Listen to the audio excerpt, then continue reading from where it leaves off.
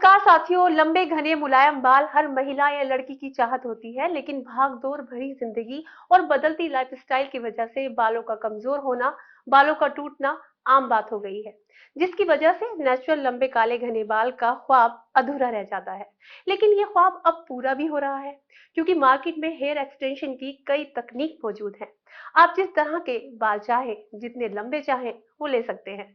Hair extension का concept market में काफी पॉपुलर है। आज हमारे शो में निशा लांबा जी मौजूद हैं, जो कि ब्यूटी एक्सपर्ट हैं। हेयर एक्सटेंशन में तो इन्होंने महारत हासिल की है। तो चलिए हेयर एक्सटेंशन से जुड़े कई तरह के सवालों के जवाब हम निशा जी से जानेंगे। निशा जी, बहुत बहुत स्वागत है आपका मेडिकल स्पीकिंग में और हमारे इस खास शो में। Thank you very very much. Feeling very proud कि इंडिया न्यूज ने मुझे ये मौका दिया कि मैं अपनी नॉलेज और अपनी बात आप लोगों के सामने प्रकट कर सकूं, बता सकूं। Thank you very much. बाल टूटने की वजह से बाल छोटे रह जाते हैं, सिर पर गंजापन आने लगता है, जिससे कि हमारी ओवरऑल पर्सनैलिटी पर फर्क पड़ता है। लेकिन घबराइए मत, आप जिस तरह के बाल चाहें वैसे हेयर एक्सटेंशन के जरिए रख सकते हैं। हेयर एक्सटेंशन का कॉन्सेप्ट मार्केट में काफी चल रहा है। निशा जी, आप हमारे दर्शकों को ये समझाइए कि हेयर एक्सटेंशन क्या है और कितने प्रकार के होते हैं। कोई भी चीज जिस चीज को भर दे वो एक्सटेंशन मतलब सपोर्ट सिस्टम में आती है। अगर हमारे बाल हल्के हो जाते हैं, डेड हो जाते हैं, डैमेज हो जाते हैं, कोई दूसरा तरीका नहीं है उनको रीगेन करने का। आप कोई भी प्रोसेस या कोई भी ट्रीटमेंट कराते हैं, आप न्यू ग्रोथ पे काम कर सकते हैं, बट जो जड़ है उस पर काम नहीं कर सकते। इस प्रोसेस से रिलेटेड कि जो लेडीज अपने बाल खो देती है या जेंट्स अपने बाल खो देते हैं, इससे रिलेटेड हेयर एक्सटेंशन एक ट्रीटमेंट है जो लोग अपने बालों में करवा सकते हैं और अपने लुक को मेंटेन कर सकते हैं। ये हेयर एक्सटेंशन ह्यूमन हेयर्स के साथ की जाती है। ये आपके बालों में खालीपन को भरने के लिए की जाती है। निशा जी, जैसा आपने बताया कि हेयर एक्सटेंशन कई तरह के होते हैं, tap in, micro ring, clip on. Nisha ji, आप हमारे दर्शकों को ये समझाइए कि टेम्परेरी हेयर एक्सटेंशन और लॉन्ग टर्म हेयर एक्सटेंशन में क्या फर्क होता है, यानी कि अलग अलग जरूरतों के हिसाब से हमें किस तरह के हेयर एक्सटेंशन लेने चाहिए। हेयर एक्सटेंशन बहुत टाइप के होते हैं, जिसमें से हमारी टेपिंग आती है, केराटिन फ्यूजन आता है, रिंग आती है, माइक्रो रिंग हेयर एक्सटेंशन आती है। इसमें अलग अलग टेक्निक यूज की जाती है अलग अलग लोगों की रिक्वायरमेंट पे। कई लोग पसंद करते हैं कि हमें टेम्परेरी लुक चाहिए, 20-25 दिन, 1 महीना, 1.5 महीने के बाल चाहिए, उनके लिए हम रिंग टेक्निक यूज करते हैं, माइक्रो रिंग यूज करते हैं। कई लोग कहते हैं कि मैम हमें थोड़ा लंबा टाइम चाहिए, परमानेंट चाहिए, उनके लिए हम केराटिन फ्यूजन करते हैं। कई लोग हैं जो ओपन टेक्निक पसंद करते हैं, उनके लिए हम टेपिंग पसंद करते हैं। जी। साथियों, अगर आपको किसी पार्टी में जाना है तो आप टेम्परेरी हेयर एक्सटेंशन ले सकते हैं। अगर आपको 5-6 महीने के लिए हेयर एक्सटेंशन चाहिए तो आप लॉन्ग टर्म हेयर एक्सटेंशन ले सकते हैं। निशा जी, हेयर एक्सटेंशन में क्या किसी तरह के केमिकल का इस्तेमाल होता है? क्या इससे हमारे बालों की मजबूती पर कोई असर पड़ता है? क्या इसके कोई साइड इफेक्ट भी होते हैं? इससे आगे की सोचकर डरने या घबराने की जरूरत तो नहीं है। नहीं, हेयर एक्सटेंशन में किसी भी टाइप का कोई भी केमिकल यूज नहीं किया जाता। हेयर एक्सटेंशन पे बस आपको एक ही चीज का ध्यान रखना चाहिए कि आप ह्यूमन बाल लगा रहे हो। आजकल मार्केट में plastic, synthetic, mix hair, fibre hair, even human hair में भी आपके डैमेज हेयर आते हैं। तो आप जो बाल लगवा रहे हो 100% ह्यूमन हो, उनमें कोई भी मिक्सिंग ऑफ प्लास्टिक ना हो, वो बिल्कुल वर्जन हेयर हो। बस इस चीज का ध्यान रखना चाहिए। इनका कोई भी केमिकल प्रोसेस नहीं होता है, इनका कोई भी लॉन्ग टर्म साइड इफेक्ट नहीं होता। अगर आप ह्यूमन बाल लगवाते हैं, विद राइट टेक्निक लगाते हैं, एक नॉलेजेबल बंदे के साथ लगाते हैं जिसको लगाना आता है, सिस्टम से उसको निकालना आता है, रिफिलिंग टाइम पे कराते हैं, तो इनकी ना ही हार्ड एंड फास्ट मेंटेनेंस होती है, ना ही हार्ड एंड फास्ट इसका कोई साइड इफेक्ट होता है। निशा जी, हेयर एक्सटेंशन को लेकर हमने काफी रिसर्च की, तो ज्यादातर लोगों के ये सवाल है कि हम एक बार में कितने एक्सटेंशन ले सकते हैं। दूसरी बात ये कि कायदे से कितने एक्सटेंशन लेने चाहिए ताकि वो हमारे चेहरे की ब्यूटी और बालों की सुंदरता के साथ साथ बालों को मजबूत भी बना सके। हेयर एक्सटेंशन आपके टोटल टेस्ट पे होता है कि आपको कितना भारी बाल करना है, आपकी बॉडी कितना बाल रिक्वायर्ड कर रही है, आपके कहाँ कहाँ पे बाल खाली हो चुके हैं, इसके अकॉर्डिंग हेयर एक्सटेंशन प्लान किए जाते हैं। ऐसा नहीं है कि मैं बोलूंगी 100 लगवाने तो 100 स्टैंड्स लगते हैं, 50 लगाने तो 50 लगते हैं, ऐसा नहीं होता। कई बार क्लाइंट को होता है कि मुझे बहुत भारी बाल पसंद है, उनकी बॉडी के अकॉर्डिंग, बॉडी में शोल्डर्स भी चौड़े होते हैं, उसके अकॉर्डिंग भी हम प्लान करते हैं, हाँ इन पे तो भारी बाल अच्छे लगेंगे। कई बार लेडीज की फ्लैप्स होती है पीछे, उस फ्लैप्स को हाइड करने के लिए भी हम स्ट्रैंड्स का इस्तेमाल करते हैं ताकि वो कवर होके एक नेचुरल लुक आए। तो हमें कितने स्ट्रैंड्स लगाने चाहिए ये हर बंदे की बॉडी एंड उसकी हेयर एंड उसकी फेस के अकॉर्डिंग डिसाइड किया जाता है। अच्छा निशा जी, जिस कस्टमर ने पहले हेयर एक्सटेंशन लगाए हैं तो कभी कभी क्या होता है, जैसे हेयर एक्सटेंशन लगाते हैं तो बाल मतलब सोने में दिक्कत होती है, तो उसके लिए क्या करना चाहिए कि पहले दूसरे दिन कैसे केयर करनी चाहिए? ऐसा कोई आपको नॉर्मली रेयर केसेस होता है, 10% केसेस होता है जब आप लगवाते हैं तो आपको फील होता है, 90% केसेस में फीलिंग नहीं होती। बट अगर ऐसी कोई फीलिंग आती भी है तो जब हम कोई नया कपड़ा पहनते हैं तो हमें 2-4 दिन फील होता है कि नया है। ऐसे ही बालों को भी 1 से 2 दिन लगता है। बालों में प्रॉब्लम नहीं होती, आपको उसको साइकोलॉजिकली एक्सेप्ट करने में फील होता है। तो जब भी आप बाल लगाए, ह्यूमन लगाए, ताकि आपको टच करने में, शैम्पू करने में एक्स्ट्रा एफर्ट ना डालना पड़े, प्लस आप आराम से सो सकते हैं, इसका कोई भी पेनफुल प्रोसेस नहीं है। निशा जी, अब तक आपने हेयर एक्सटेंशन को लेकर जो भी बातें बताई वो यकीनी तौर पर हमारे दर्शकों को आसानी से समझ आ गई होंगी। निशा जी, आजकल बालों की खूबसूरती को लेकर लोग काफी कंसर्न हैं, इसलिए मार्केट में हर तरह के बाल उपलब्ध है, नेचुरल भी और सिंथेटिक भी। तो हम इन दोनों में फर्क कैसे समझें? एक्सटेंशन के लिए किस तरह के बाल ज्यादा बेहतर होते हैं और इनकी क्या प्रोसेस होता है? ये आपने बिल्कुल सही सवाल किया कि मार्केट में आजकल सिंथेटिक बाल भी मिलते हैं और ह्यूमन बाल भी मिलते हैं। मैं आपको ये भी बताऊंगी, ह्यूमन में भी कैटेगरी मिलती है, उसमें भी ये मिलता है कि ये पहले यूज बाल है, डैमेज हो रखे हैं, उसपे केमिकल हो रखा है और वो मार्केट में आपको मिल रहा है, या फिर उसके ऊपर बालों को 10 बालों के हाइट के बालों को बचा बचा के आपको दिया जा रहा है, विच इज रिमी और नॉन रिमी है। तो उसमें कैटेगरी वैल्यू करती है। डेफिनेटली जिस इंसान के बाल आप यूज कर रहे हो वो ह्यूमन होना चाहिए, नंबर 1। प्लस उससे पहले कोई केमिकल उस प्रोसेस में नहीं होना चाहिए। सिंथेटिक बाल की पहचान सबसे आसान जो लोग कर सकते हैं वो यही है, वो बाल ज्यादा चमकता है, वो बाल बहुत ज्यादा शाइन करता है। जब आप ह्यूमन बाल देखेंगे, टच करेंगे, तो वो बिल्कुल कम चमकेगा, उसके ऊपर आर्टिफिशियल कोटिंग नहीं होगी। अगर डैमेज हेयर होगा तो उसके ऊपर आर्टिफिशियल कंपनी कोटिंग कर देती है, तो वो बाल जो ज्यादा डैमेज होता है वो ज्यादा चमकता है।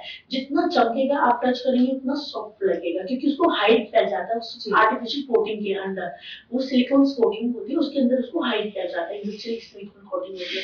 अब उस कोटिंग से आपको क्या डैमेज होता है, 10 दिन के बाद वॉश करते हैं वो सारे बाल स्प्रिंग मारते हैं, रफ हो जाते हैं, बाल उलझ जाते हैं, सब जगह गुच्छा बन जाता है। ह्यूमन बाल में ये प्रॉब्लम नहीं आती है। जब आप ह्यूमन बाल यूज कर रहे होंगे, आप जैसे शैम्पू, कंडीशनर, सिरम और कॉम्ब करेंगे, आपका बाल वैसा ही ह्यूमन की तरह टेक्सचर सेट हो जाएगा। तो उस टाइम पे नहीं चमकेगा, पर आपके सिरम और शैम्पू और कंडीशनर करते करते वो और शाइन करता चला जाएगा। निशा जी, आपने हेयर एक्सटेंशन को लेकर बड़े ही आसान तरीके से सारे प्रोसेस को समझाया।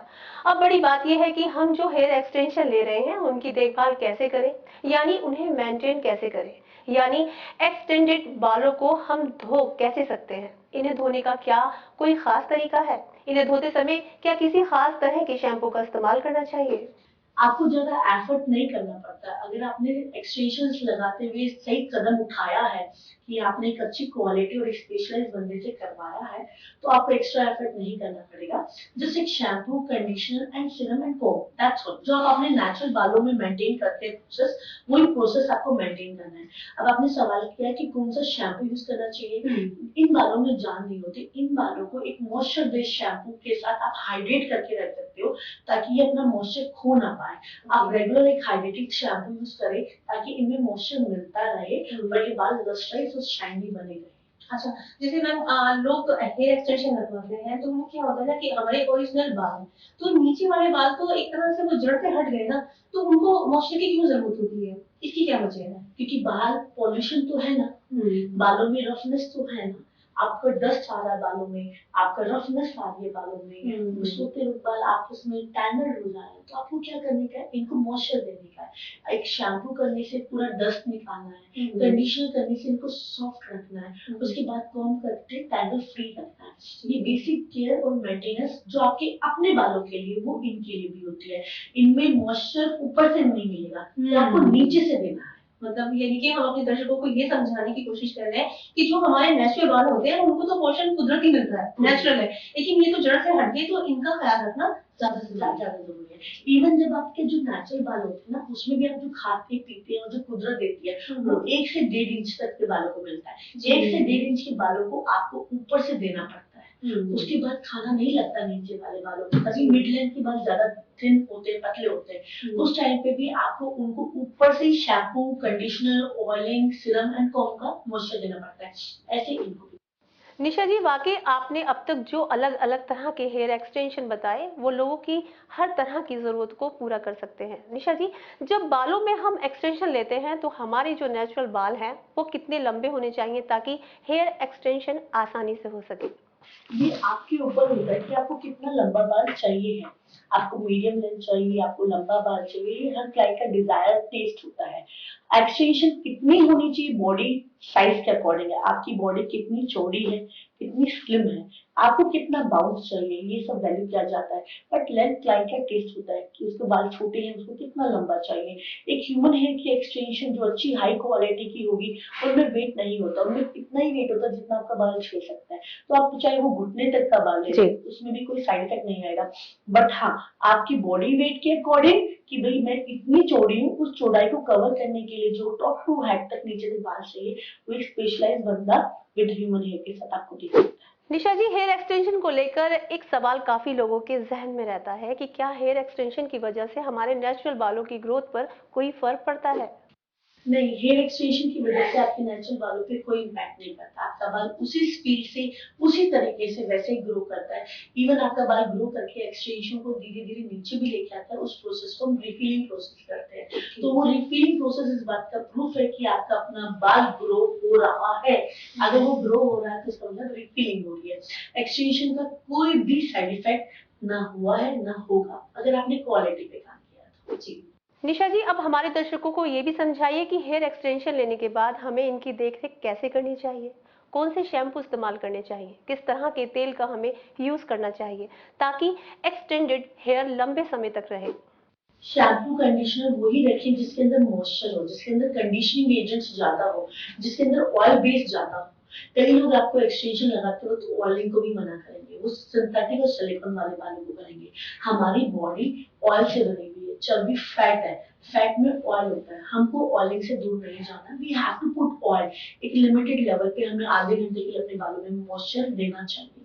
तो जब भी आप एक्सटेंशन यूज कर रहे हैं तो आप वही शैम्पू पिक करें जिनमें लस्ट हो, जिसमें मॉइस्चर हो, जो कंडीशनिंग करे डैमेज हेयर को। उससे आपके अपने बाल भी सॉफ्ट होंगे और एक्सटेंशन को भी मॉइस्चर मिलेगा। ऑयलिंग आपको जो करनी चाहिए, ट्वाइस अ वीक करनी चाहिए फॉर हाफ एन आवर, इससे ज्यादा। अच्छा मैम, एक सवाल और है, जैसे आजकल आपने देखा है कि हेयर स्पा का काफी चलन है, तो क्या हेयर एक्सटेंशन के बाद हम हेयर स्पा ले सकते हैं? बिल्कुल आप ले सकते हो। आप अपने बालों को मेंटेन करोगे, कंडीशन करोगे। आप ये एक्सटेंशन नहीं है, ह्यूमन बाल है, इनको भी आपको मॉइस्चर देने की जरूरत पड़ेगी।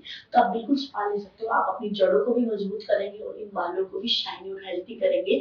ऐसा नहीं कि आपने एक्सटेंशन लगा लिया तो आप इनका केयर नहीं करेंगे, बिल्कुल करेंगे। ये आपके बाल है। निशा जी, क्या हेयर एक्सटेंशन कोई भी ले सकता है? इसमें किसी तरह का कोई मेडिकल टेस्ट कराने की जरूरत तो नहीं होती? नहीं, कोई भी हेयर एक्सटेंशन ले सकता है। जिनके बाल हल्के हो गए हैं, खत्म हो गए हैं, थिन हो गए हैं, कोई भी हेयर एक्सटेंशन ले सकता है। ये आपकी जड़ों में नहीं लगती है, हाफ एन इंच रूट से दूर लगती है। इनमें कोई भी केमिकल प्रोसेस नहीं होता है। ये अटैचमेंट की जाती है आपके बालों की रूट से हाफ इंच नीचे। सो कोई भी केमिकल प्रोसेस नहीं। जिसका मन करे, जिसके बाल हल्के हैं, वो बिल्कुल ले सकता है हेयर एक्सटेंशन। निशा जी, हेयर एक्सटेंशन को लेकर सबसे अहम सवाल, अगर कोई हेयर एक्सटेंशन लेना चाहता है तो वो कहाँ जाए और हेयर एक्सटेंशन में कितना खर्चा आता है? सो आपने मुझसे सवाल किया हेयर एक्सटेंशन को लेके कोई कहाँ जाए।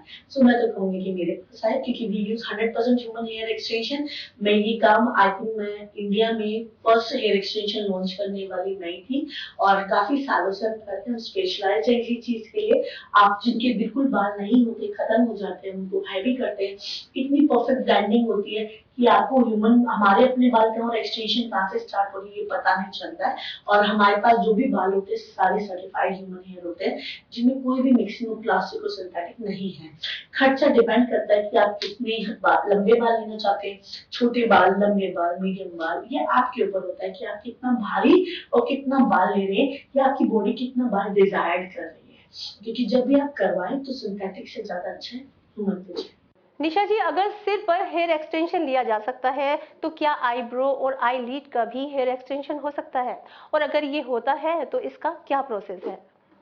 यस, आप आईब्रो पे भी आप वर्कआउट करा सकते हैं। इस प्रोसेस को जिन लोगों की बिल्कुल आईब्रो लाइट हो जाती है, इसको माइक्रो ब्लेडिंग कहा जाता है। इसमें हम स्ट्रोक्स देते हैं आपके आईब्रो को हैवी, डीपर एंड प्रोमिनेंट बनाने के लिए।